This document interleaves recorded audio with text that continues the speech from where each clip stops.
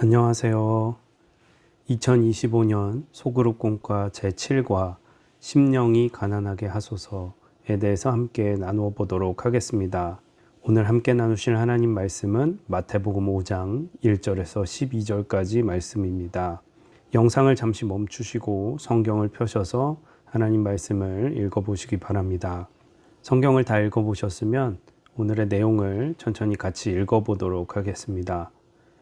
러시아의 대문호 톨스토이는 나에게 성경은 마태복음 5장, 6장, 7장 곧 예수님의 산상설교이다고 고백하였고 100년에 한 번 나올까 말까 한 신학자 칼바르트는 그리스도인의 신앙 시작이 십계명이라면 그리스도인의 신앙 완성은 산상설교다라고 하였습니다. 성서 연구가로 잘 알려진 김교신 선생은 산상수훈 연구라는 책을 발간하면서 그 책 속에서 산상설교의 한 구절 한 구절은 예수님 자신의 인격과 체험을 통한 것이기 때문에 이 산상설교는 마치 예수님의 자서전과 같다고 하였습니다. 예수님의 산상설교의 머릿말은 팔복이 임하게 하는 그리스도인의 8가지 삶의 모습입니다. 오늘은 심령이 가난한 자의 복을 함께 생각하겠습니다. 마틴 로이드 존슨 목사님은 심령이 가난한 것이 모든 그리스도인의 삶의 열쇠가 된다라고 하였습니다. 우리의 심령이 왜 가난해져야 하고 어떻게 우리의 심령이 가난해질 수 있을지 말씀의 지혜를 품겠습니다. 첫째, 심령이 가난한 자는 비우는 사람입니다. 예수님께서 3절에 말씀하신 가난한이란 단어는 성서 원어로 푸토코스인데 이 말은 단순히 가난한 사람을 지칭하는 것이 아니라 완전히 파산하여 절대적으로 빈곤한 사람을 가리키는 것입니다. 푸토코스의 정확한 의미는 수중에 아무것도 없어 구걸할 수밖에 없는 상태입니다. 그러니까 예수님께서는 단순히 가난해지라고 말하는 것이 아니라 완전히 파산하여 절대적으로 빈곤한 사람, 구걸할 수밖에 없는 사람이 되라고 말씀하는 것입니다. 우리 예수님께서 말씀하시는 가난은 우리가 일반적으로 생각하는 가난과 다른 것입니다. 심령이, 마음이 가난한 사람들입니다. 심령이 거지인 사람들입니다.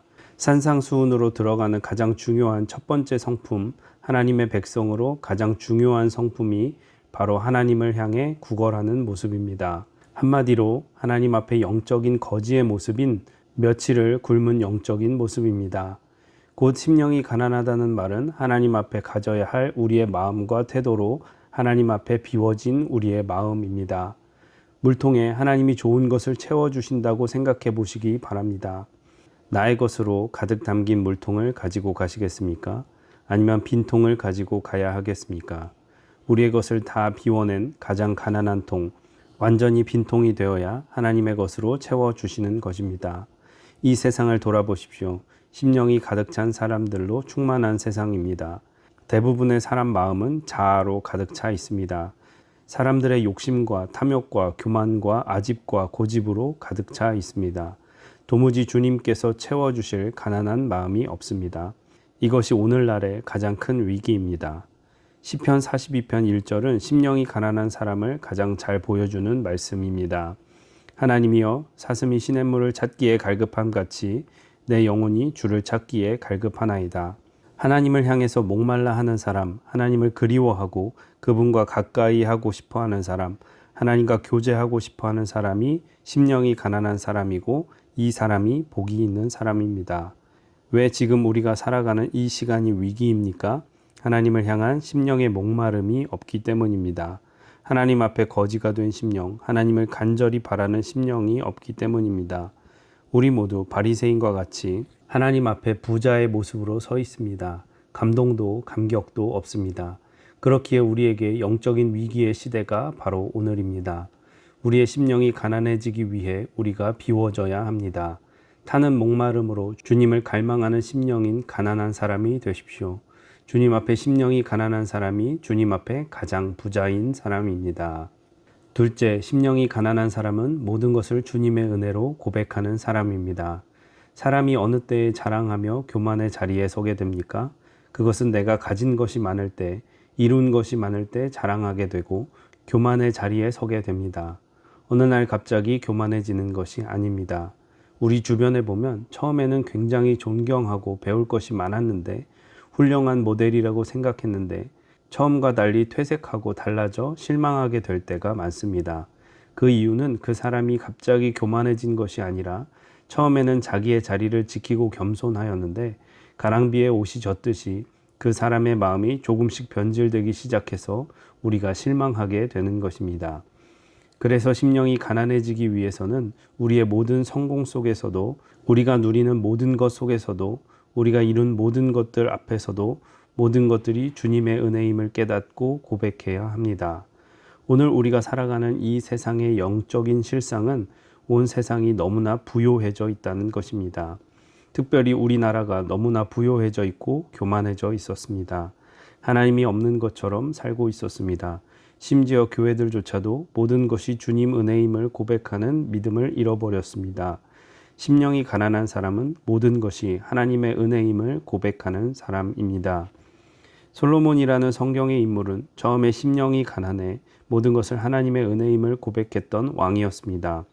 사실 솔로몬은 그의 출중한 형들인 압살롬과 아도니아를 제치고 왕이 될 가능성은 1%도 없었던 사람이었습니다. 잘 아시다시피 밧세바라는 첩의 아들이 아니었습니까? 그럼에도 불구하고 솔로몬이 왕이 되었을 때 그가 가장 겸손한 마음으로 1000번제를 드리며 하나님께 도움을 구하는 기도를 드렸습니다. 솔로몬은 하나님의 은혜가 아니면 왕이 될 수 없기에, 그리고 자신을 도와줄 사람도 아무도 없었기에 하나님의 은혜를 향하여 달려나가 기도하였습니다. 그렇게 하였을 때 하나님께서 은혜로 솔로몬의 놀라운 지혜와 부귀와 힘을 더하여 주었습니다. 그런데 솔로몬이 후에 이 모든 것이 하나님의 은혜임을 망각하고 자기가 이룬 것처럼 살아갈 때 솔로몬의 말년이 정말 안타까운 삶이 되고 말았습니다. 그래서 전도서를 쓰면서 후회할 수밖에 없었습니다. 아무리 부자가 되어도 성공해도 그 마음이 하나님 앞에서 가난하여 모든 것을 하나님의 은혜로 고백할 수 있다면 그 사람은 주님 앞에 심령이 가난한 사람입니다. 모든 것이 주님의 은혜입니다 라고 고백하는 심령이 가난한 사람은 날마다 주님 앞에 천국의 삶을 누리게 됩니다. 셋째, 심령이 가난한 자는 의탁하는 사람입니다. 심령이 가난한 사람은 주님께 매달리는 사람입니다. 베드로가 갈릴리 호수에서 주님을 만나 말씀을 들었습니다. 그런데 베드로는 그 전날 이상하고 신기하게도 고기를 단 한 마리도 잡지 못해 완전히 빈손과 빈 그물과 빈 배를 경험하였습니다. 그때 목수이신 예수님, 갈릴리 바다의 물속은 한치도 알지 못하는 예수님께서 깊은 데로 가서 그물을 던져라고 말씀하셨습니다. 갈릴리 바다에서 잔뼈가 굵은 베드로, 물 아래에 고기 길을 훤히 꿰뚫고 있었던 베드로에게 고기 잡을 가능성이 전혀 없는 깊은 곳에 가서 그물을 내리라고 예수님께서 말씀하셨습니다. 깊은 곳은 베드로가 이제껏 한 번도 그물을 내려보지 않은 가능성이 없는 땅이었습니다. 그의 노하우와 생각과 마음을 다 비우고 오직 주님의 말씀을 의지하여 그물을 내렸습니다. 어떤 일이 일어났습니까? 고기잡이 평생 한 번도 일어나지 않은 만선, 자기 배로 고기를 다 끌어올릴 수 없어 다른 배를 불러 고기를 끌고 올 정도의 놀라운 역사가 일어났습니다.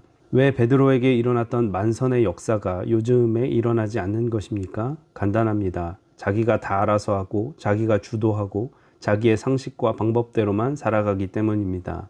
주님께 맡기고 의탁하지 않기 때문입니다.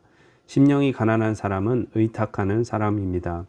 베드로가 자기의 빈손과 빈 배와 빈 그물을 주님께 의탁할 때 하나님께서 베드로의 인생을 만선으로 이끌어 가셨습니다.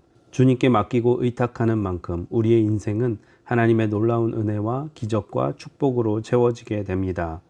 우리의 빈손과 빈 그물, 빈 배와 빈 건강을 주님께 의탁하시고 주님께 가난한 심령이 되십시오.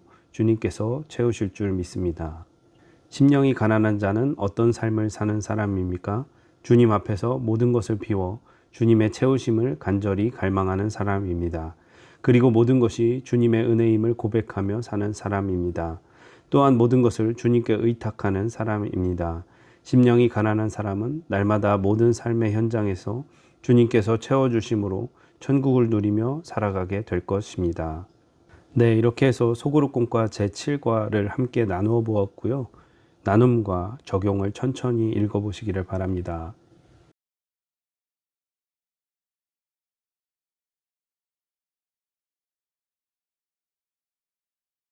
나눔과 적용을 다 읽어보셨으면 오늘 하나님께서 주신 마음을 붙잡고 기도하시고 또 교회에 여러 중보 기도들을 하신 후에 마치시면 되겠습니다. 고생하셨습니다. 감사합니다.